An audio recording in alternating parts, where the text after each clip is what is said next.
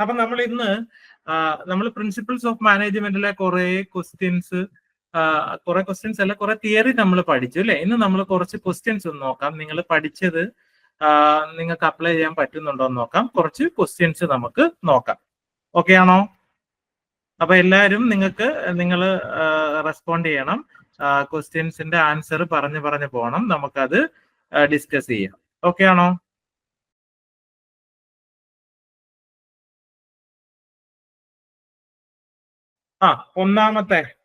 ഒന്നാമത്തെ answer, by whom the following definition of management was given. Management is the art of knowing what you want to do and then seeing that it is done in the best and cheapest way. Taylor, നിങ്ങൾ ആരുടെയൊക്കെ ഏതൊക്കെ പൈനിയേഴ്സിന്റെ contribution പഠിച്ചു?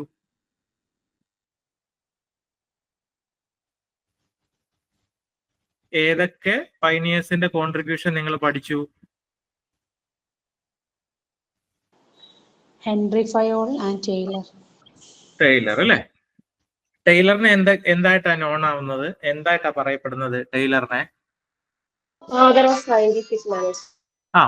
Of scientific management അല്ലെ. അപ്പൊ Taylor എന്ന് പറയുന്ന ആളൊരു ലേമാനിന്ന് തുടങ്ങിയ ആളാണ്. ഓക്കെ അല്ലേ? അപ്പൊ ഇദ്ദേഹം ടൈലർ എന്ന് പറയുമ്പോഴത്തേക്ക് നമ്മള് മാനേജ്മെന്റിനെ ഒരു സയന്റിഫിക് വേയിലാണ് കണ്ടുകൊണ്ടിരുന്നത് അല്ലെ. ഒരു സയന്റിഫിക് വേയിലാണ് കണ്ടുകൊണ്ടിരുന്നത്. Taylor is known as the father of scientific management അല്ലെ. അപ്പോ ടൈലറിന്റെ സ്റ്റേറ്റ്മെന്റ് ആണ് എന്താണ് ഈ പറഞ്ഞിരിക്കുന്നത് കേട്ടോ. ടൈലറിന്റെ സ്റ്റേറ്റ്മെന്റ് ആണ്. ഓക്കെ, അടുത്തത്, Hawthorne experiment was conducted by. Actually നമ്മൾ പൈനിയേഴ്സ് പഠിക്കുമ്പം നിങ്ങൾക്ക് പറഞ്ഞിരിക്കുന്നത് FW ടൈലറും ഹെൻറി ഫയോളും ഒക്കെയാണ്. പക്ഷെ നമ്മൾ കുറച്ച് ആൾക്കാരുടെയും കൂടെ പഠിക്കണം. ആരുടെയോ വോയിസ് മ്യൂട്ട് അല്ലല്ലോ, ഒന്ന് മ്യൂട്ടാക്കോ?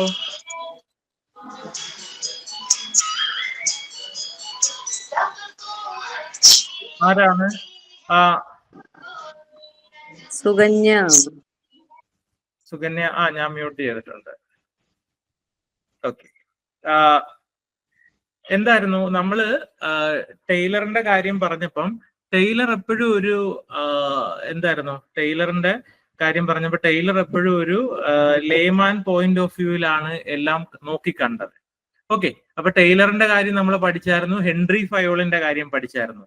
ഒരു 2-3 പൈനിയേഴ്സിന്റെ കാര്യം കൂടെ പഠിക്കണം. അത് നമ്മൾ അടുത്ത ക്ലാസ്സുകളിൽ നമ്മൾ ഡീറ്റെയിൽ ആയിട്ട് പഠിക്കും. ഇപ്പൊ ഈ ഹാത്രോൺ എക്സ്പെരിമെന്റ് എന്ന് പറഞ്ഞാൽ അത് കണ്ടക്ട് ചെയ്ത് ആരാണ്? കേട്ടിട്ടുണ്ടോ ആരെങ്കിലും? ഹാത്രോൺ എക്സ്പെരിമെന്റ് ആരാണ്? ജോർജ് എൽട്ടൺ മായോ ആണ്.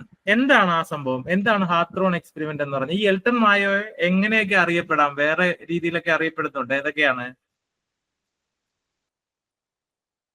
ഫൈവ് എക്സ്പെരിമെന്റ് നടത്തിയിട്ടുണ്ട്.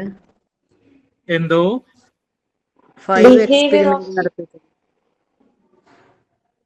അതെ, ഹാത്രോൺ എക്സ്പെരിമെന്റ് നടത്തുന്നത്. പിന്നെ അതെന്തിനാ? അപ്പൊ എൽട്ടൺ മായോയെ എന്താണ്? Father of human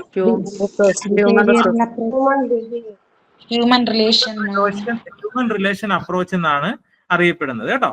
father of human relation approach. അപ്പൊ ഈ ഹാത്രോൺ എക്സ്പെരിമെന്റ് എന്ന് പറയുന്നത് എന്തായിരുന്നു? അതായത് നമ്മളിപ്പം ഒരു വർക്കർ ആണെന്ന് വിചാരിച്ചു. അപ്പൊ നമ്മുടെ വർക്കറിന്റെ ഒരു വർക്കിന്റെ എഫിഷ്യൻസി എന്തിനെയൊക്കെ ഡിപ്പെൻഡ് ചെയ്തിരിക്കും? അത് ആലോചിച്ച് നോക്കിയേ, ഒന്ന് പറഞ്ഞാട്ടെ. വർക്കറിന്റെ വർക്ക് ഔട്ട്പുട്ട് അല്ലെങ്കിൽ എഫിഷ്യൻസി എന്തിനെയൊക്കെ ഡിപ്പെൻഡ് ചെയ്തിരിക്കും?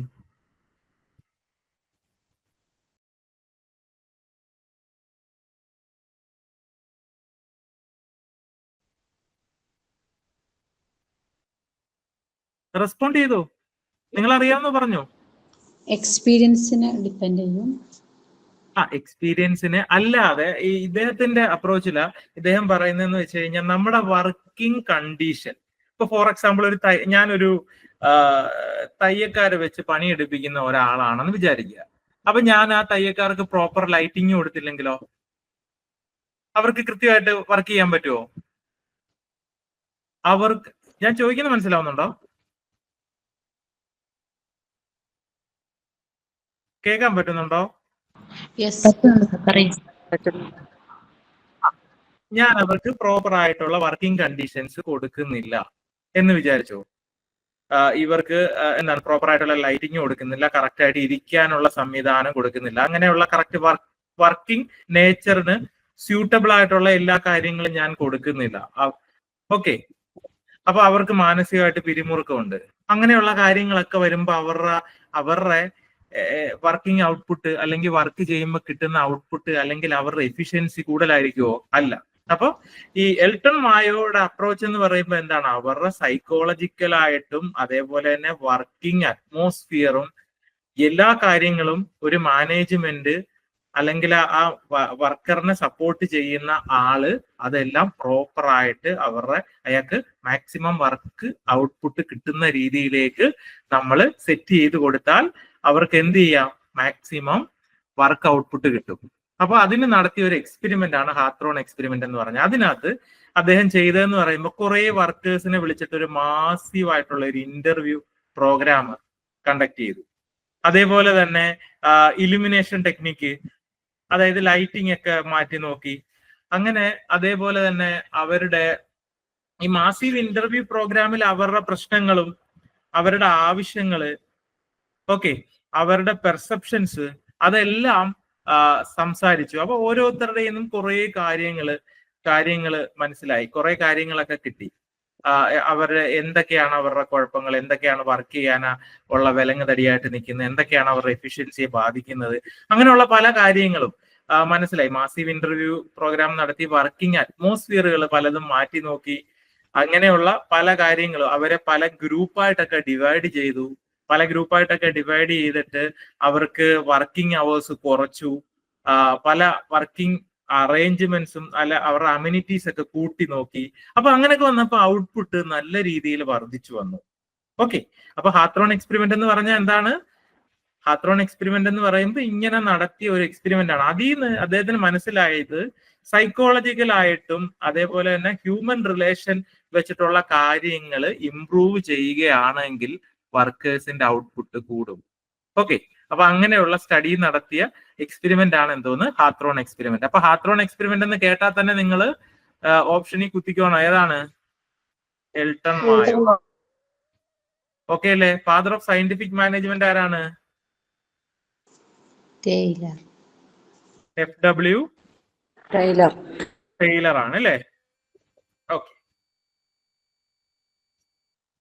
അപ്പൊ നമുക്ക് ഡീറ്റെയിൽ ആയിട്ട് നമ്മൾ മിസ്സിങ് ഈ ഇതിനകത്തുള്ള പൈനിയേഴ്സിന് ഒരു 2-3 പേരെയും കൂടെ നമ്മൾ പഠിക്കേണ്ടതുണ്ട്. അപ്പൊ അതിനകത്ത് ഒരാളാണ് എൽട്ടൺ മായോ. അപ്പൊ നിങ്ങൾ എക്സാം പോയിന്റ് ഓഫ് വ്യൂവിൽ ആക്ച്വലി ഇദ്ദേഹത്തിന്റെ ഹാത്രോൺ എക്സ്പെരിമെന്റും ഇദ്ദേഹത്തിന് എന്താണ് father of human relation approach, അത് രണ്ടുമാണ് എക്സാം പോയിന്റ് ഓഫ് വ്യൂവിൽ മനസ്സിലാക്കേണ്ടത്. പിന്നെ നമുക്ക് എന്തായാലും അത് ഒരു ക്ലാസ് എടുത്ത് അടുത്ത 2-3 പൈനിയേഴ്സിനെ നമുക്ക് ഡീറ്റെയിൽ ആയിട്ട് പഠിക്കാം.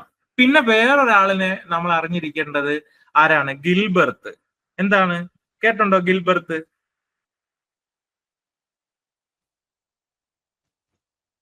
ആരെങ്കിലും കേട്ടുണ്ടോ ഗിൽബർത്ത്? കേട്ടിട്ടുണ്ട്. എന്തായിരുന്നു ഗിൽബർത്തിന്റെ പ്രത്യേകത?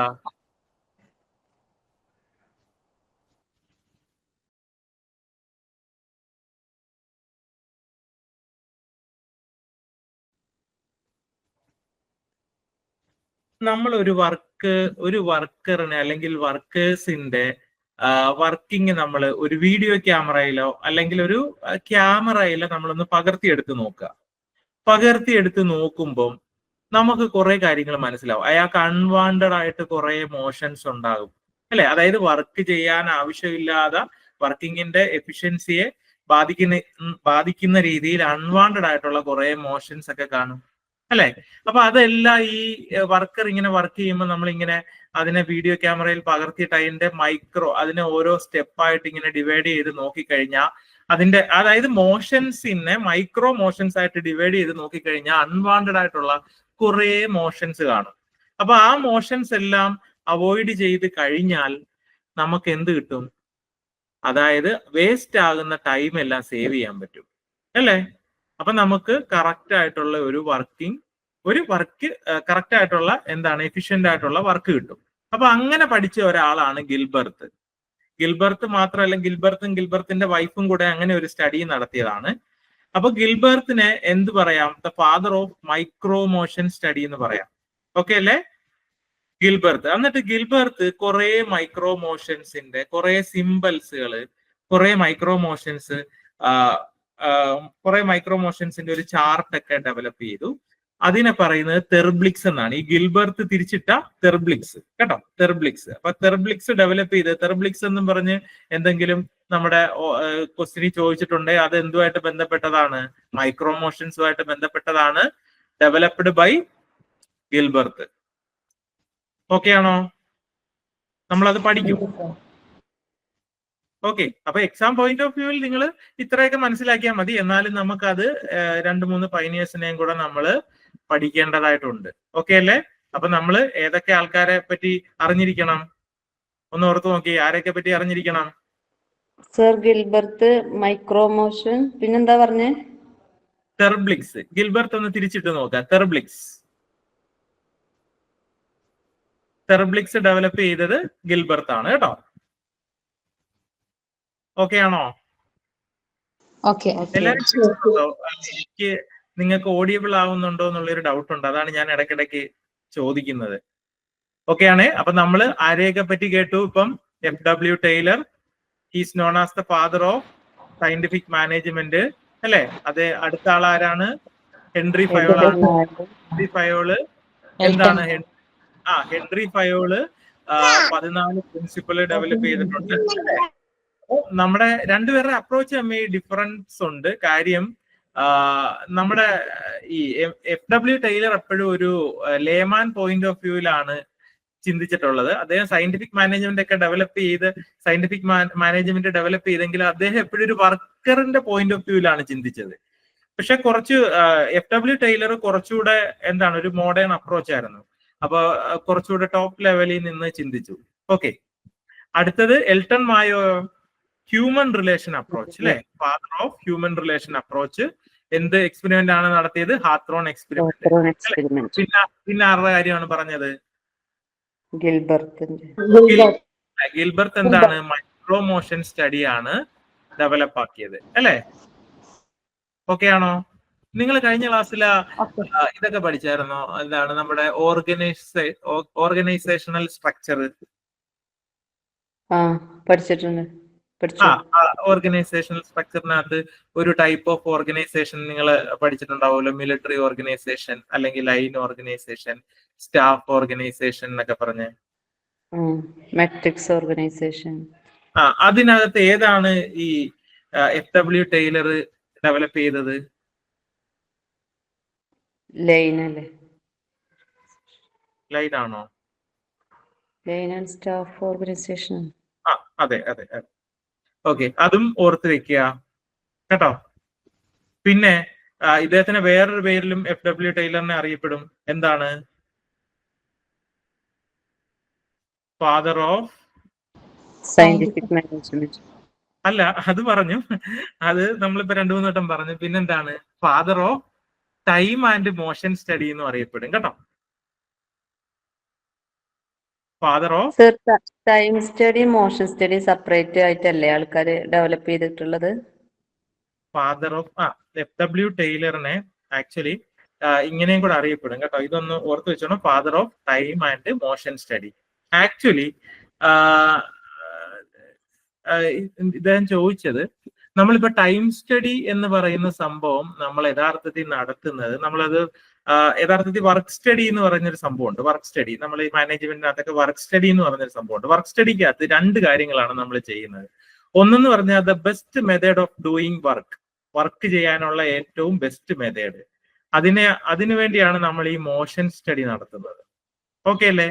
അതേപോലെ തന്നെ ടൈം സ്റ്റഡി എന്ന് പറഞ്ഞാലോ, ഈ സ്റ്റാൻഡേർഡ് വർക്ക് ചെയ്യാൻ വേണ്ടുന്ന സമയം കണ്ടെത്തും. ഓക്കെ. അപ്പൊ രണ്ടാണെങ്കിലും രണ്ടും വർക്ക് ചെയ്യാൻ വേണ്ടതാണ്. ഒന്നെന്ന് പറഞ്ഞാൽ എന്താണ്? The best way of doing A job. അതിനെയാണ് എന്തോന്ന് പറയുന്നത്? അതിനെയാണ് എന്തോന്ന് പറയുന്നത്? Motion study. മോഷൻ സ്റ്റഡി നടത്തുന്നത്. അതിനെ ബേസിക്കലി നമ്മൾ അതിനെ മെത്തേഡ് സ്റ്റഡി എന്നാണ് പറയുന്നത്. മെത്തേഡ് സ്റ്റഡിയും ടൈം സ്റ്റഡിയും രണ്ടും വർക്ക് സ്റ്റഡിയുടെ ഒരു പാർട്ടാണ്. രണ്ടും ചെയ്യുന്നത് എന്തിനാണ്? നമ്മളൊരു സ്റ്റാൻഡേർഡ് വർക്ക് ചെയ്യാനും സ്റ്റാൻഡേർഡ് വർക്ക് എങ്ങനെയാണ് പെർഫോം ചെയ്യുന്നതെന്ന് അതൊരു സ്റ്റാൻഡേർഡ് ആയിട്ട് സെറ്റ് ചെയ്ത് വെക്കാനാണ്. അതുകൂടാതെ എന്തും കൂടെയാണ് ടൈം സ്റ്റഡി. എന്തിനാ? ഒരു ആവറേജ് വർക്കറിന് ഈ സ്റ്റാൻഡേർഡ് വേയിൽ ഈ ജോലി ചെയ്യാൻ എത്ര സമയം വേണമെന്നുള്ളത് കേട്ടോ. അപ്പൊ അത്രയൊന്നും ഡീപ്പായിട്ട് നിങ്ങൾക്ക് നിങ്ങളുടെ ആ മാനേജ്മെന്റ് എന്ന് പറയുന്ന ഒരു മൊഡ്യൂളേ ഉള്ളൂ, 5 മാർക്കിനേ ഉള്ളൂ.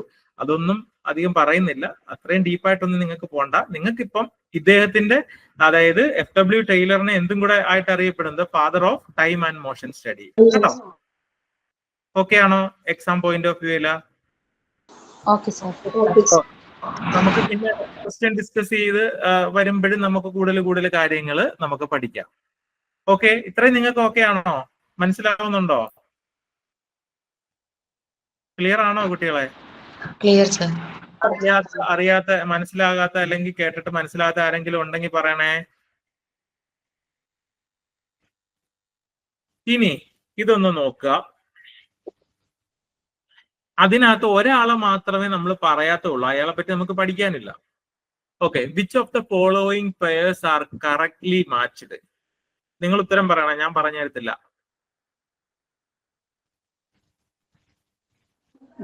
Taylor, scientific management. അപ്പൊ അത് കറക്റ്റ് ആയിട്ട് മാച്ച് ആണോ? അല്ല. ഹ്യൂമൻ റിലേഷൻ അപ്രോച്ച് ആരാണ്? മായോ ആണ് അല്ലെ.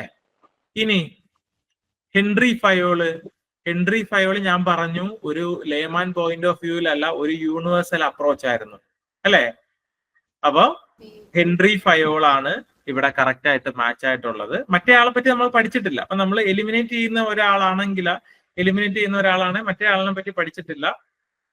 ഓക്കെ, അയാള് ആക്ച്വലി എന്താണ്, അദ്ദേഹം സൈക്കോളജിക്കൽ പോയിന്റ് ഓഫ് വ്യൂവിലാണ് മാനേജ്മെന്റിനെ ഡിഫൈൻ ചെയ്തിരിക്കുന്നത്. ഓക്കെ, അത് നിങ്ങൾ മനസ്സിലാക്കുക. പക്ഷെ നമ്മൾ ഹെൻറി ഫയോള് പഠിക്കുമ്പം ആ ഒരു പോയിന്റ് കൂടെ നമ്മൾ ഒന്ന് ഓർത്ത് വെക്കുക. എന്താണ് യൂണിവേഴ്സാലിറ്റി ഓഫ് മാനേജ്മെന്റ്. ഓക്കെ, അദ്ദേഹം ഒരു യൂണിവേഴ്സൽ അപ്രോച്ചിലാണ് മാനേജ്മെന്റിനെ കണ്ടത്. പക്ഷെ നമ്മുടെ FW ടൈലർ സയന്റിഫിക് മാനേജ്മെന്റ് എന്ന് പറയുന്നെങ്കിലും FW ടൈലർ എപ്പോഴും എന്താണ്, ഒരു വർക്കറിന്റെ പോയിന്റ് ഓഫ് വ്യൂവില്, അല്ലെ ഒരു FW ടൈലർ എപ്പോഴും ഒരു ലോ ലെവൽ മാനേജ്മെന്റ് അല്ലെ ഒരു ഫ്ലോർ ലെവൽ മാനേജ്മെന്റിന്റെ രീതിയിലാണ് എന്ത് ചെയ്തത്, ചിന്തിച്ചത്. പക്ഷെ ഹെൻറി ഫയോള് ഡെവലപ്പ് ചെയ്ത പ്രിൻസിപ്പിൾ എല്ലാം കൂടെ നോക്കുമ്പോൾ അത് എവിടെയും നമുക്ക് അപ്ലൈ ചെയ്യാം. മനസ്സിലായില്ലേ? അത് മാനേജ്മെന്റ് പല ലെവലുണ്ടെന്ന് അറിയാലോ. ഏതൊക്കെ ലെവലുണ്ട് ഒന്ന് പറഞ്ഞാട്ടെ. Top level, middle level, low level. Low level. ഈ ലോ ലെവൽ എന്ന് പറയുമ്പോ എന്താണ്? വർക്കേഴ്സിന്റെ വർക്കർ. അതായത് ഒന്ന് ആലോചിച്ച് നോക്കി, നിങ്ങളൊരു വലിയ കമ്പനിയിൽ ടോപ്പ് ലെവൽ മാനേജ്മെന്റ് കാണും. അവരാണ് എന്ത് ചെയ്യുന്നത്, പോളിസീസ് മേക്ക് ചെയ്യുന്നത് അല്ലെ. അതായത് എന്തൊക്കെ കാര്യങ്ങൾ ചെയ്യണം, എല്ലാ കാര്യങ്ങളും റൂൾസും റെഗുലേഷൻസും എല്ലാം അവരാണ് ഉണ്ടാക്കുന്നത്.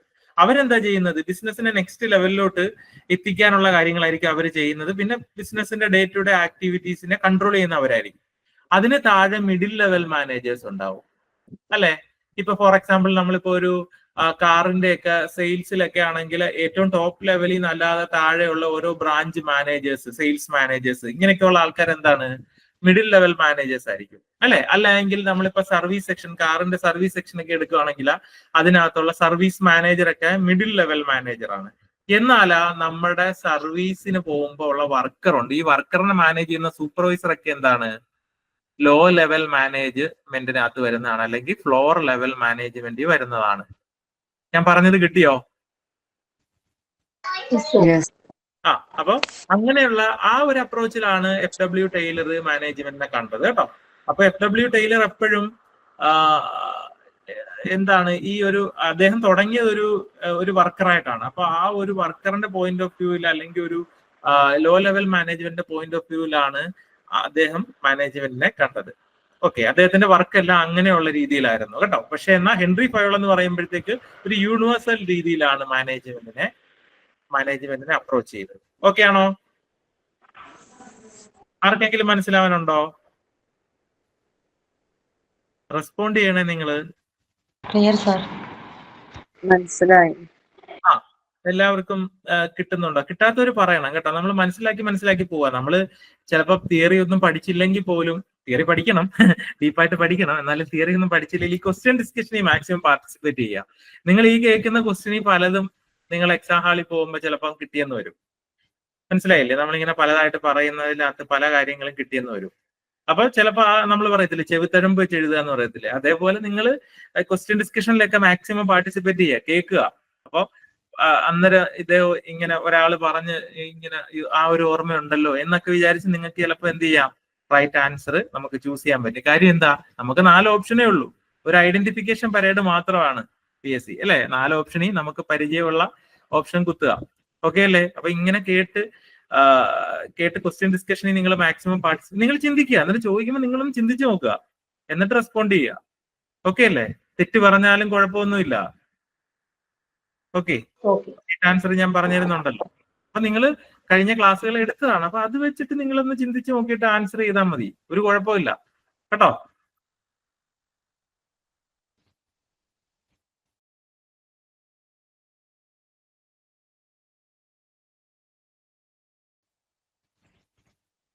ഓക്കെ, അടുത്തത് the principles of management R significant because. എന്തുകൊണ്ടാണ് പ്രിൻസിപ്പിൾസ് ഓഫ് മാനേജ്മെന്റ് ഒരു സിഗ്നിഫിക്കന്റ്? ഡൗട്ട്, അതിലുള്ള ഓപ്ഷൻസ് ഉള്ളത് കറക്റ്റ് എന്ന് പറഞ്ഞു തരുമോ? ഏതായിരുന്നു? ബാക്കി അതാ മുമ്പത്തെ ക്വസ്റ്റ്യൻസിലുള്ള. ഓ, പറഞ്ഞുതരാം. ആരോ ഒരാള് തൊട്ട് മുൻപുള്ള അതായത് മാച്ച് ദ ഫോളോയിങ് ഉള്ളത്. അതിനകത്ത് നോക്കിയാൽ മതി. ഇതാണ് കറക്റ്റ് ആയിട്ട്, ഇങ്ങനെയാണ് കറക്റ്റ് ആയിട്ട് മാച്ച് ചെയ്യുന്നത്. അതായത് FW Taylor scientific management, Henri Fayol universality of management, Elton Mayo human relation approach ആണ് അല്ലേ. അതേപോലെ തന്നെ മേരി പാർപ്പർ പോലറ്റ് എന്തായിരുന്നു, psychological point of view of management ആണ് കേട്ടോ. അതിൽ ആ ലാസ്റ്റ് പറഞ്ഞത് ഈ മാനേജ്മെന്റിന്റെ ആ ഒരു പോയിന്റ് ഓഫ് വ്യൂലുള്ള ആൾ തന്നെയാണോ? അതെ, മാനേജ്മെന്റിന്റെ ഒരു പൈനിയർ തന്നെയാണ്. പക്ഷെ നമ്മൾ സാധാരണ ബുക്സ് ഒന്നും നോക്കിയാൽ ഇദ്ദേഹത്തിനെ പറ്റി കിട്ടാറില്ല. മനസ്സിലായില്ലേ? അപ്പം സാധാരണ നമ്മള് എന്താ പറയണ്ട, മാനേജ്മെന്റിലെ ഈ പൈനിയേഴ്സിനെ പറ്റി പഠിക്കാൻ പറയുമ്പോൾ മിക്കവാറും എല്ലാവരും FW ടൈലർ, ഹെൻറി ഫയോളെ പഠിക്കത്തുള്ളൂ. പക്ഷെ നമ്മൾ പഠിച്ചിരിക്കേണ്ട ആൾക്കാർ, അഡീഷണൽ പഠിച്ചിരിക്കേണ്ട ആൾക്കാരാണ് ഈ എൽട്ടൺ മായോ, അതേപോലെ തന്നെ ഗിൽബർട്ട്, അത്രയും പേരെയൊക്കെയാണ് സാധാരണ പഠിക്കേണ്ടത്. പിന്നെ നമുക്ക് എപ്പോഴും ഈ ഓപ്ഷൻ സെറ്റ് ചെയ്യുമ്പോൾ ഇത്രയും പേരെ വെച്ച് മാത്രം നമ്മളെ കൺഫ്യൂസ് ആക്കാൻ പറ്റത്തില്ലല്ലോ. വേറെ പുറത്തൊരു ആളെയും കൂടെ, ഇതേ മാനേജ്മെന്റിൽ തന്നെ പൈനിയർ ആണ്, വേറെ പുറത്തുള്ള ഒരാളെയും കൂടെ ഓപ്ഷൻ. അപ്പൊ നമുക്ക് എന്തായാലും 3 എണ്ണം കറക്റ്റ് അറിയാവുന്നതായിരിക്കും. അത് വെച്ച് എലിമിനേറ്റ് ചെയ്യാൻ പറ്റും. ഓക്കെ അല്ലേ? Okay sir. ക്ലിയർ ആയല്ലോ. പിന്നെ വേണമെങ്കിൽ ഞാൻ അഡീഷണൽ ആയിട്ട് അടുത്ത സാറ്, ഇപ്പം അഭിജിത്ത് സാറ് ഒരു ക്ലാസ് കൊണ്ട് എടുത്ത് കംപ്ലീറ്റ് ചെയ്യും. അപ്പൊ നമുക്ക് അഡീഷണൽ ആയിട്ട് എന്തെങ്കിലും ഡീപ്പായിട്ട് കവർ ചെയ്യാനുണ്ടെങ്കിൽ ഞാൻ അഡീഷണൽ ആയിട്ട് വരുന്ന കാര്യങ്ങൾ കവർ ചെയ്ത് തരാം കേട്ടോ. ഓക്കെ. ശരി. ഇപ്പം അതായത് ഇപ്പൊ നമ്മള് കൂൺസ് കൊടുത്ത ഡെഫിനിഷൻ ഉണ്ട് മാനേജ്മെന്റ്, അത് കൂടാതെ കുറെ ആൾക്കാർ ഡെഫിനിഷൻ കൊടുത്തിട്ടുണ്ട്. അപ്പൊ അത് വെച്ച് പല ക്വസ്റ്റ്യൻസ് ഇപ്പൊ നെറ്റിനും ഒക്കെ ചോദിക്കാറുണ്ട്, ഈ കൂൺസിന്റെ അല്ലാതെയും പല ആൾക്കാർ കൊടുത്ത ഡെഫിനിഷനും. അപ്പം വേണം അതൊക്കെ വെച്ചിട്ട് നമ്മൾ ഒരു അഡീഷണൽ ക്ലാസ്സും കൂടെ നിങ്ങൾക്ക് എടുത്തു തരാം. കാര്യം നിങ്ങൾക്ക് ഒരു എത്ര ടൈറ്റ് ആയിട്ട് ചോദിച്ചാലും നിങ്ങൾക്കൊന്നും ഒരു മാർക്ക് പോലും പോകരുത് കേട്ടോ. അപ്പൊ ആക്ച്വലി അത് ഇവര് പറഞ്ഞ ആ സിലബസിന്റെ ഫ്രെയിമിൽ നോക്കുമ്പോൾ അതൊന്നും കാണുന്നില്ല. പക്ഷെ അഡീഷണൽ ചോദിച്ചാൽ നിങ്ങൾക്ക് മാർക്ക് കിട്ടണം. അതുകൊണ്ട് അഡീഷണൽ എന്തെങ്കിലും സാറ് മിസ്സിംഗ് ആയിട്ട് എന്തെങ്കിലും ഉണ്ടെങ്കിൽ അഡീഷണൽ ഞാൻ അവസാനം ഒന്ന് നമ്മളൊരു റിവിഷൻ പോലെ എടുക്കുമ്പോൾ, അല്ലെങ്കിൽ ഒരു അവസാനം എല്ലാം കൂടെ ഒന്ന് ഫിനിഷ് ചെയ്യാനായിട്ട് വരുമ്പോൾ നമ്മൾ അഡീഷണൽ ആയിട്ടുള്ള കാര്യങ്ങൾ നമ്മൾ കവർ ചെയ്യാം കേട്ടോ. ടെൻഷൻ അടിക്കണ്ട. ഓക്കെ, അപ്പൊ നിങ്ങൾ ക്വസ്റ്റ്യൻ ഡിസ്കഷൻ മാക്സിമം നിങ്ങൾ ഉപയോഗപ്പെടുത്തണം കേട്ടോ. ഒരുപാട് കാര്യങ്ങൾ നിങ്ങൾക്ക് ക്വസ്റ്റ്യൻ ഡിസ്കഷനിൽ നിന്ന് മനസ്സിലാവും. ഇപ്പൊ നമ്മൾ ഇന്ന് ചെയ്യുന്നതൊക്കെ വളരെ സിമ്പിൾ ആയിട്ടുള്ള ക്വസ്റ്റ്യൻസ് ആണ് കേട്ടോ. ഇത് പറഞ്ഞാട്ടെ. Option option A. Optimal utilization of resources. നിങ്ങളൊന്ന് ചിന്തിച്ച് നോക്കണേ. അതായത് എന്തിനാണ് ആക്ച്വലി മാനേജ്മെന്റ്?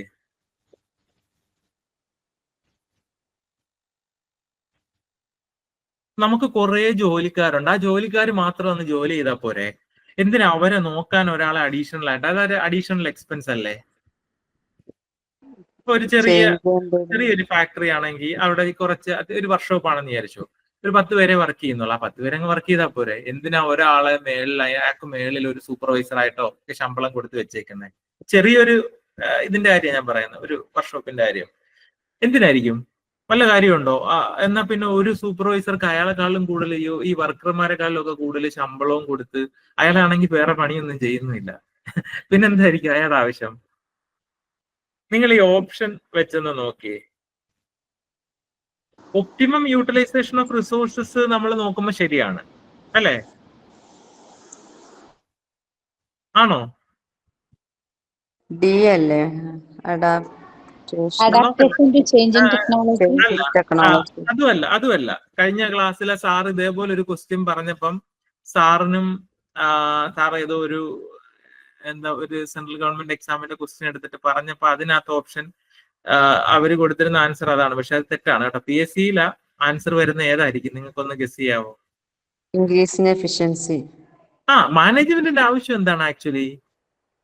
ഈ റിസോഴ്സ് ഒപ്റ്റിമം യൂട്ടിലൈസേഷൻ എല്ലാം ചെയ്യും. എല്ലാം എന്തി ചെന്നാണ് നിൽക്കുന്നത്? എന്തിനാ മാനേജ്മെന്റ്?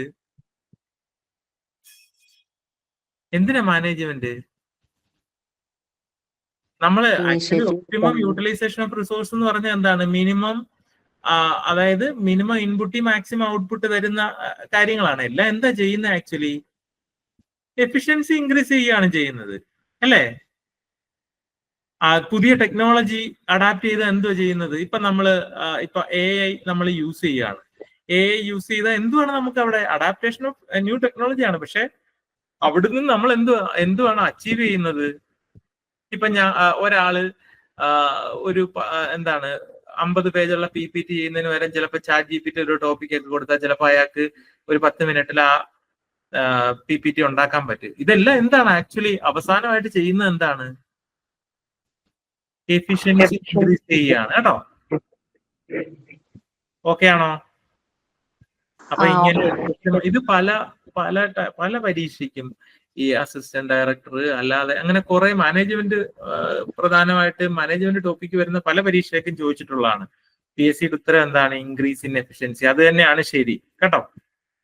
അപ്പൊ അത് നിങ്ങളൊന്ന് ശ്രദ്ധിച്ചോണം. സാർ ഒരു ക്വസ്റ്റ്യൻ ഡിസ്കഷൻ, അത് ഇതേ ക്വസ്റ്റ്യൻ തന്നെ ആണോ എന്നറിയത്തില്ല, സാറ് പറഞ്ഞപ്പം adaptation to change in technology എന്നാണ് പറഞ്ഞത്. പക്ഷെ ഇതിന്റെ ഉത്തരം ഇൻക്രീസ് ഇൻ എഫിഷ്യൻസി തന്നെയാണ് കേട്ടോ. PSC ആൻസർ വരുന്നത് ഇൻക്രീസ് ഇൻ എഫിഷ്യൻസി ആണ്. അത് തന്നെയാണ് കറക്റ്റും. ഓക്കെ അല്ലേ? ഓക്കെ. എല്ലാവർക്കും കിട്ടിയോ?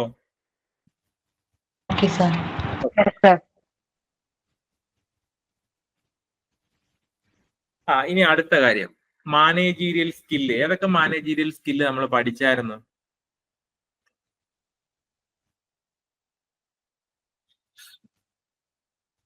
ഏതൊക്കെ സ്കിൽസ് പഠിച്ചായിരുന്നു? സാധാരണ നിങ്ങൾ ഏറ്റവും മിനിമം 3 സ്കില്ലെങ്കിലും പഠിച്ചു കാണുമല്ലോ. ഏതൊക്കെയാണ്?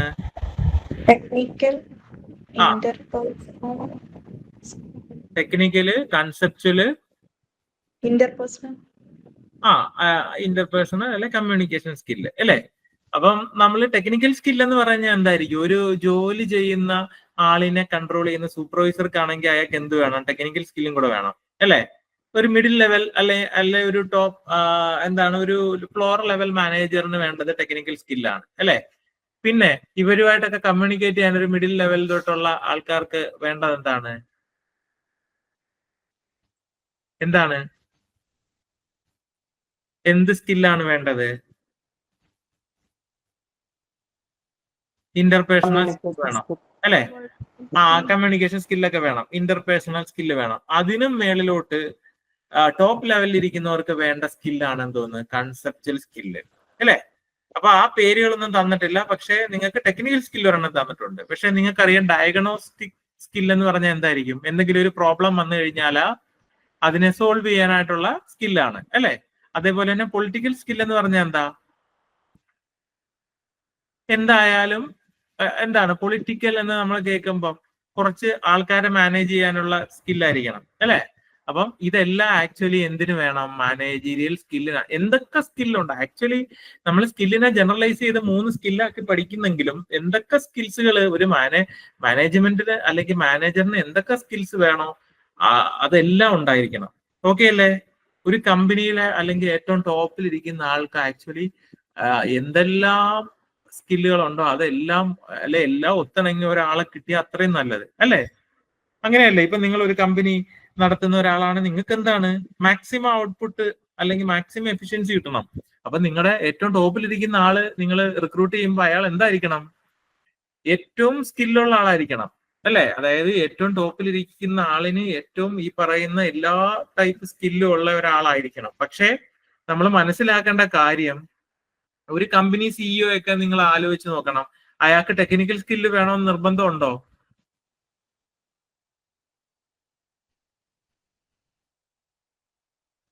ആരും മിണ്ടുന്നില്ലേ? കേൾക്കാൻ പറ്റുന്നുണ്ടോ? കേൾക്കാം. നിങ്ങളൊന്ന് ആലോചിച്ച് നോക്കേ.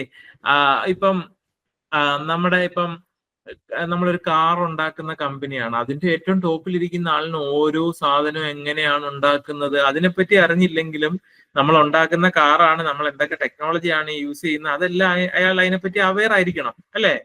അപ്പൊ ഈ പറയുന്ന ടോപ്പിലിരിക്കുന്ന ആളിന് ഓൾമോസ്റ്റ് എല്ലാ സ്കില്ലും ഉണ്ടായിരിക്കണം. പക്ഷെ ഈ താഴോട്ട് അയാൾക്ക് ടെക്നിക്കൽ സ്കില്ലൊക്കെ ഇതെങ്ങനെയാണ് ഉണ്ടാക്കുന്നത് അല്ലെങ്കിൽ അതിന് ടെക്നിക്കലായിട്ട് ഒരു ലേബറിന് അറിയേണ്ട പോലൊന്നും അയാൾ അറിയണമെന്നില്ല. പക്ഷെ എന്തൊക്കെയാണ് ഉണ്ടാക്കുന്നത്, അവിടെ എന്തൊക്കെ ടെക്നോളജികളാണ് യൂസ് ചെയ്യുന്നത്, ആരൊക്കെയാണ് നമ്മുടെ ബയേഴ്സ്, എങ്ങനെയുള്ള ടൈപ്പ് ആൾക്കാരാണ്, ഇതെല്ലാം അയാൾ അറിഞ്ഞിരിക്കണം അല്ലെ?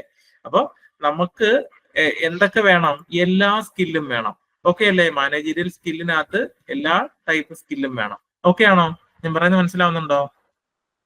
Okay sir.